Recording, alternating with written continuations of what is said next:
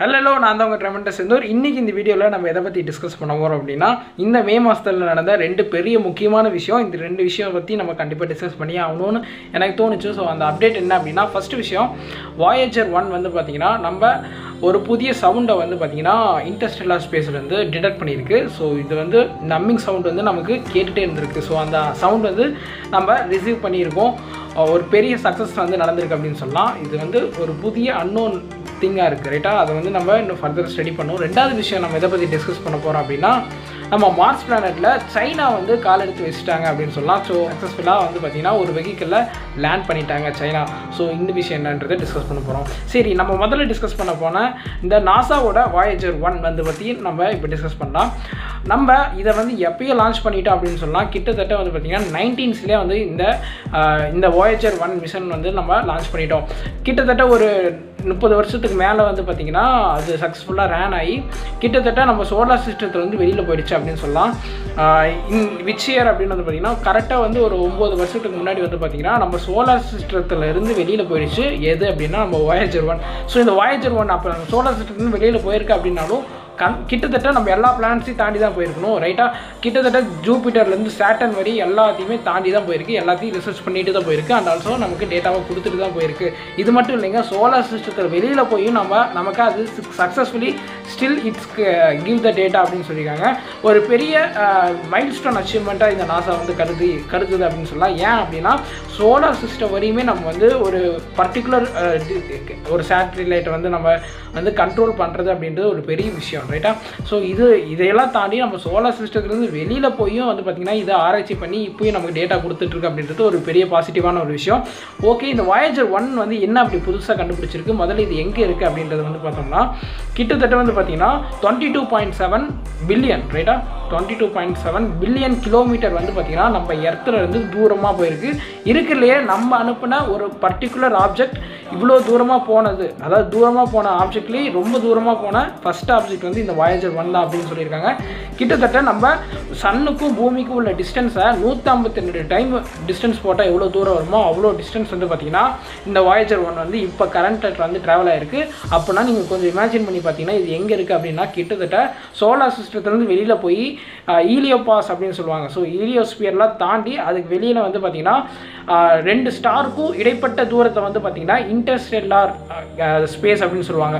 So அந்த மாதிரி இருக்கிற அந்த ஸ்பேஸில் வந்து பார்த்திங்கன்னா பிளாஸ்மா ரீஜன் நிறைஞ்ச அந்த இன்டர்ஸ்டெல்லார் பிளாஸ்மா ரீஜன் நிறைஞ்ச அந்த இடத்துல வந்து பார்த்திங்கன்னா இந்த வாயேஜர் 1 வந்து இப்போ ஒரு புதிய சவுண்டை வந்து டிடெக்ட் பண்ணியிருக்கு அப்படின்னு சொல்லலாம்.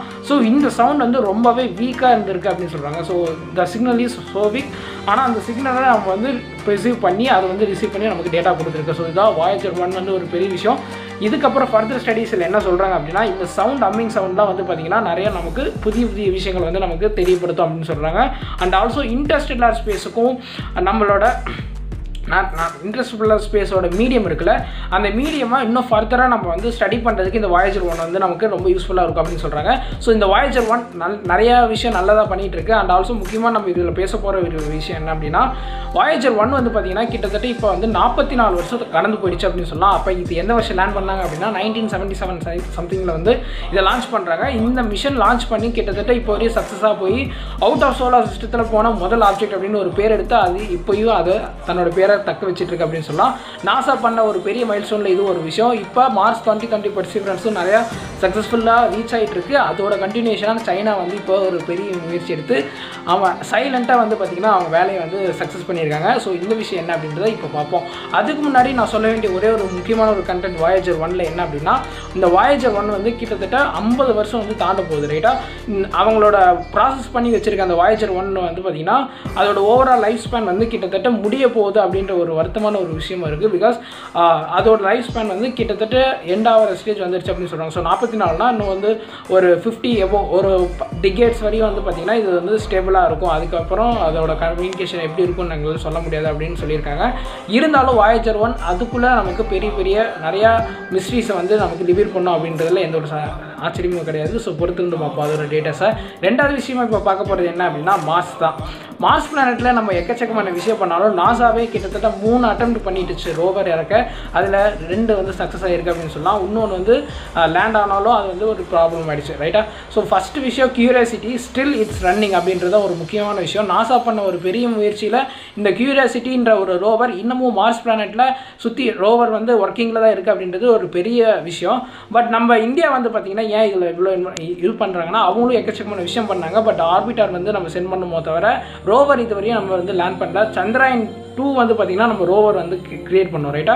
கிட்டத்தட்ட ஆர்பிட்டர் சக்ஸஸ்ஃபுல்லாக ரன் ஆனாலும் லேண்டர் வந்து கடைசி நேரத்தில் வந்து நமக்கு வந்து கம்யூனிகேஷன் பிரேக் ஆகிடுச்சு. ஸோ இது ஒரு பெரிய ட்ராபேக்காக இருந்தாலும் நம்ம இப்போ அடுத்த ஒரு ஹைலைட்டடான விஷயம் ககன்யான் மிஷன் வந்து நம்ம லான்ச் பண்ணுறதுக்கு ரொம்ப ஆர்வமாக இருக்கும். கிட்டத்தட்ட ஒரு த்ரீ இன்ஜின்ஸ் வந்து பார்த்திங்கன்னா நம்ம ரஷ்யாவுக்கு அனுப்பி வந்து நம்ம ப்ராக்டிஸ் பண்ணிகிட்டு இருக்கோம் அப்படின்னு சொல்லலாம். இதோட நம்மளோட ஒரு புதிய ரோபோ வந்து பார்த்திங்கன்னா, அதாவது ரோபோட்டிக் ப்ராசஸ் ஆட்டோமேஷன் RPN சொல்லுவாங்கள்ல, ஸோ அந்த மாதிரி ஒரு ரோபோட்டும் வந்து ஹைடெக்கில் வந்து கிரியேட் பண்ணியிருக்காங்க. ஸோ அதுவும் வந்து பார்த்திங்கன்னா இந்த 3 இந்தியன்ஸோட ஒரு 4 மேன்ட் ஸ்பேஸ் கிராஃப்ட் மாதிரி வந்து அதை வடிவமைச்சிருக்காங்க. ஸோ இன் ஃபியூச்சர் அதாவது 2022 இது லான்ச் ஆகும் அப்படின்றதுல எதிர்பார்க்கப்படுது. ஏன் அப்படின்னா இந்த கொரோனா சுச்சுவேஷனால டே வந்து இன்னும் டிலே ஆகிட்டே இருக்குது. ஸோ கண்டிப்பாக 2022 இது சக்ஸஸ் ஆகும் அப்படின்றத எதிர்பார்க்கலாம். இந்தியா வந்து நம்ம மங்கள்யான் அப்படின்றது ஆர்பிட்டர் தான் நம்ம மார்ஸ்க்கு சென்ட் பண்ணியிருந்தோம், ரைட்டா? அதே மாதிரி செவ்வாய் கிரகத்தில் வந்து பார்த்திங்கன்னா நம்ம நாசா தான் வந்து 3 அட்டெம்ப்ட் பண்ணியிருந்தாங்க. அதில் கியூரியாசிட்டி ஒரு முக்கியமான விஷயம். லாஸ்ட்டாக இப்போ ரீசெண்டாக அனுப்பின 3வது மிஷன் தான் வந்து பார்த்திங்கன்னா பெர்சிவரன்ஸ் அப்படின்னு சொல்லுவோம். இதை பற்றி நம்ம பேசாத நாளே இல்லை அப்படின்னு சொல்லலாம். ஏன்னா ஒவ்வொரு நாளும் ஒவ்வொரு அப்டேட் வந்து நமக்கு கொடுத்துட்டே இருக்குது இந்த மார்ஸ் பெர்சிவரன்ஸ். கிட்டத்தட்ட வந்து பார்த்திங்கன்னா இப்போ ரீசெண்டாக கூட அந்த பெர்சிவரன்ஸோட அந்த ஆர்ம் இருக்கிற லாங் ஆர்ம் அப்படின்னு சொல்லுவாங்க. ஸோ அது வந்து கேப்சர் பண்ண ஒரு இமேஜ் வந்து சாயிலோட ஃபுல் கிளாரிட்டியான இமேஜஸ் வந்து நமக்கு வந்து கிடைச்சிருந்துச்சு. ஸோ இந்த மாதிரி மார்ஸ் பெர்சிவரன்ஸ் நிறைய போயிட்டு இருந்தாலும் அதோட அங்கே இருக்கிற சுச்சுவேஷன் என்விரான்மெண்ட் வந்து கொஞ்சம் பாதிப்பாக இருக்குது, கொஞ்சம் அன்கம்ஃபர்டபுளாக இருக்குன்றதுனால நிறைய முக்கியமான பார்ட்ஸ் எல்லாம் வந்து பார்த்திங்கன்னா இப்போதைக்கு வந்து ஹைபர்னேட்டிங் மோடில் போட்டிருக்காங்க அப்படின்றத நாசா வந்து அஃபிஷியலாக அனௌன்ஸ் பண்ணியிருந்தாங்க. பட் முக்கியமான பார்ட்ஸ் எல்லாம் வந்து பார்த்திங்கன்னா ஸ்டில் இட்ஸ் ரன்னிங் தான் ஆகிட்டு இருக்குது. அண்ட் ஆல்சோ இன்ஜினியரிட்டி பற்றி பேசணும் அப்படின்னா அது வந்து ஒரு ஹெலிகாப்டர் ஸ்டில் அது வந்து எக்கச்சக்கமான டெஸ்ட் ப்ராசஸ் எல்லாம் பண்ணி ஸ்டார்டிங்கில் கொஞ்சம் டிலே ஆனாலும் கிட்டத்தட்ட வந்து 5 to 6 டைம்ஸ் வந்து நம்ம வந்து பறக்க வச்சிட்டோம். அண்ட் ஆல்சோ நிறையா இமேஜஸ் கேப்சர் பண்ணியாச்சு. ஈவன் அந்த இன்ஜினியரிட்டி பறக்கிறத வந்து பார்த்திங்கன்னா மார்ஸோட அந்த பெர்சிவரன்ஸ் வந்து பார்த்திங்கன்னா நிறைய இமேஜஸ் கேப்சர் பண்ணி நமக்கு டேட்டா கொடுத்துருக்கு. ஸோ இதுவும் ஒரு பெரிய இம்பாக்ட் கிரியேட் பண்ணிட்டு இந்த சமயத்தில் சைனாவும் வந்து பார்த்திங்கன்னா உள்ளே இறங்கிட்டாங்க. இந்த சைனா வந்து பார்த்திங்கன்னா கிட்டத்தட்ட ஒரு 2 டேஸ்க்கு பிஃபோரில் தான் வந்து பார்த்திங்கன்னா அவங்களோட ரோவர் லேண்ட் ஆகிருக்கு அப்படின்ற ஒரு இது லேண்டாக சக்ஸஸ்ஃபுல்லாக லேண்ட் ஆகிருக்கு அப்படின்ற இன்ஃபர்மேஷன் கிடைக்குது. ஸோ இதை பற்றின ஃபர்தர் இன்ஃபர்மேஷன் இன்னும் பார்ப்போம். ஸோ இந்த ரெண்டாவது தான் வந்து பார்த்திங்கன்னா சைனாவோட ஜுராங் அப்படின்ற இந்த ரோவர் இது வந்து மார்ஸ் பிளானெட்டில் வந்து லேண்ட் ஆகிடுச்சு சக்ஸஸ்ஃபுல்லி. இந்த வந்து 2 டேஸ் பிஃபோரில் வந்து லேண்ட் ஆகுது. இதை வந்து அஃபிஷியலாக வந்து இன்னும் கன்ஃபார்ம் பண்ணப்படல. இந்த எக்ஸாக்டாக எந்த டைமில் வந்து லேண்ட் ஆச்சு அப்படின்றது சைனாக்கே வந்து பார்த்திங்கன்னா இன்னும் அவங்க வந்து ஆராய்ச்சி பண்ணிகிட்டு இருக்காங்க. பட் அது வந்து லேண்ட் ஆகிடுச்சு அப்படின்ற அஃபிஷியல் நியூஸ் வந்து மறுபடியும் வந்து ரிலீஸ் பண்ணுறாங்க. இதுக்கப்புறம் அவங்க வந்து என்ன ஃபர்தராக சொல்கிறாங்க அப்படின்னா இந்த ரோவர் வந்து எதுக்காக ஒர்க் பண்ண போகுது அப்படின்னா இது வந்து ஹியூமனிட்டி, அதாவது அங்கே வந்து மனிதன் இதுக்கு முன்னாடி வாழ்ந்துருக்கானா இல்லை பாஸ்ட் லைஃப்பில் எப்படி இருக்குது அப்படின்றத ஆராய்ச்சி பண்ணுறதுக்காக வந்து பார்த்திங்கன்னா இது முக்கியமாக வந்து இந்த ரோவர் வந்து ப்ளே பண்ணும், மெயின் ரோல் பண்ணும் அப்படின்னு சொல்லியிருக்காங்க. இது மட்டும் இல்லைங்க, நான் உலக அளவில் வந்து பார்க்கும்போது சைனா தான் வந்து பார்த்திங்கன்னா 2வது நாடு கிடையாது, 3வது நாடு வந்து சாஃப்ட் லேண்டிங் வந்து பண்ணியிருக்கு மார்ஸில். அப்போ முதல்ல இருக்கிற 2 வந்து யார் எடுத்திருக்கு அப்படின்னா நம்ம சோவியத் யூனியன், அதாவது ரஷ்யாவும் அமெரிக்காவும் தான். எப்பயுமே ரஷ்யா அமெரிக்கா வந்து இந்த மாதிரி ஸ்பேஸ் வேரில் வந்து சொல்லவே வேணாம், அவங்க தான் முதல்ல போட்டி போட்டுட்ருப்பாங்க லிஸ்ட்டில். அந்த மாதிரி வகையில் இப்போ வந்து சைனாவும் வந்து மூணாவது இடத்துல வந்து பிடிச்சிருக்காங்க. இதெல்லாம் ஒரு பக்கம் இருந்தாலும் நம்ம வந்து ப்ரோப் அப்படின்றது ஒன்று சென்ட் பண்ணியிருப்போம். அதாவது ஆர்பிட்டர் அப்படின்றது வந்து எல்லா இடத்துலையும் நடந்திருக்கும். இந்த ஆர்பிட்டரோட மெயின் ரோல் என்ன அப்படின்னா ஜஸ்ட் அந்த பர்டிகுலர் பிளானட் வந்து ரிவால்வ் பண்ணும். ஸோ ரிவால்வ் பண்ணிட்டு வந்து நம்ம டேட்டா அனலைசிஸ் பண்ணோம். ஸோ அந்த வகையில் சைனா வந்து 6வது கண்ட்ரி அப்படின்றாங்க. அப்போ முன்னாடி இருக்க 5 யாருன்னா அதில் கண்டிப்பாக நம்ம ஒருத்தவங்க இருப்போம். ஏன்னா நம்ம மங்கள்யான் வந்து இப்போ ரீசெண்டாக வந்து லான்ச் பண்ணியிருந்தோம், ரைட்டா? ஸோ முதல்ல யார் இருக்கா அப்படின்னா வழக்கம் போல் நம்ம ரஷ்யா, அமெரிக்கா, அடுத்து யூரோப் ஸ்பேஸ் ஏஜென்சி, அதுக்கப்புறம் வந்து நம்ம இந்தியா, அப்புறம் 5வதாக வந்து பார்த்திங்கன்னா UAE, யுனைடெட் அரபிக் எமிரேட்ஸ். இதை பற்றின ஒரு வீடியோ வந்து நம்ம மார்ஸ் 2020 பெர்சிவரன்ஸ் பேசுனதுக்கு அடுத்த வீடியோவை UAE பற்றி ஒரு விஷன் போட்டிருப்போம்.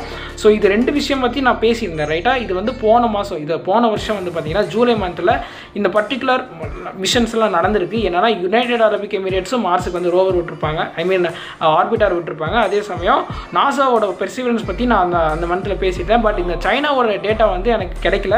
பட் அன்ஃபார்ச்சுனேட்லி அந்த மிஸ் ஆனதும் இப்போ வந்து உங்களுக்கு கிளியராக புரிஞ்சிருக்கும். இவங்களும் அதே ஜூலை மந்த்தில் தான் வந்து பார்த்திங்கன்னா லான்ச் பண்ணியிருக்காங்க எர்த்துலேருந்து. பட் இது வந்து ரீச் ஆனது இப்போ தான் ரீச் ஆகிருக்கு மார்ச் மந்த், ஐ மீன் இந்த மே மந்தில். ஸோ இந்த மாதிரி லேண்ட் ஆனதுக்கப்புறம் எல்லாமே முக்கியமான மெயின் ரோல் என்ன, நம்ம வந்து பாசிபிலிட்டி ஆஃப் லைஃப் தான் லோ. ஸோ வாழ்க்கையில் அங்கே என்னென்ன பாசிபிலிட்டிஸ் இருக்குது, என்னென்ன ஃபுல்லாக ஆராய்ச்சி பண்ண போகுது. ஸோ இந்த மாதிரி விஷயங்கள் நிறைய நடந்தாலும் ஏன் இந்த பர்டிகுலர் பிப்ரவரி மந்த் இந்த டைமில் மட்டும் 3 விஷயம் வந்து நம்ம பார்த்துட்டு வரோம் ரைட்டா.